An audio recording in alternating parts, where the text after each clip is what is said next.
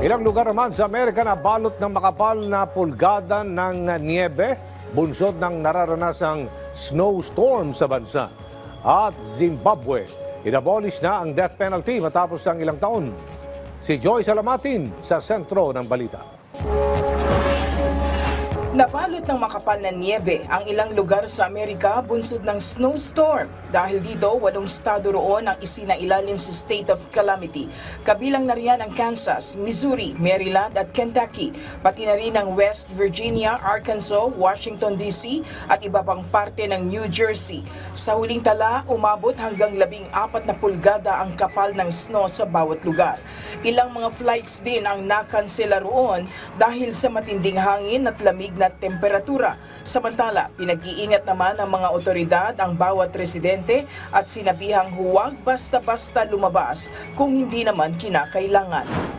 Matapos ang ilang taon, inaprubahan na ni Zimbabwe President Emmerson Mnangagwa ang pag-abolish sa death penalty sa bansa.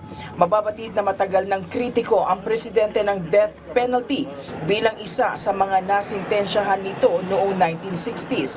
Labis namang ikinatuwa ng mga human rights group ang naturang desisyon ng presidente at parlamento. Sa ngayon ay mayroong halos 60 residente ang napipintong masintensyahan ng kamatayan.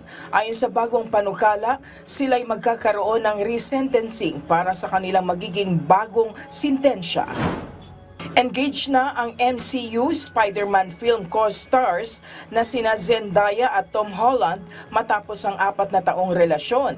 Ito'y matapos maging usap-usapan ng isang singsing na suot ni Zendaya noong siya ay dumalo sa Golden Globe Awards kahapon.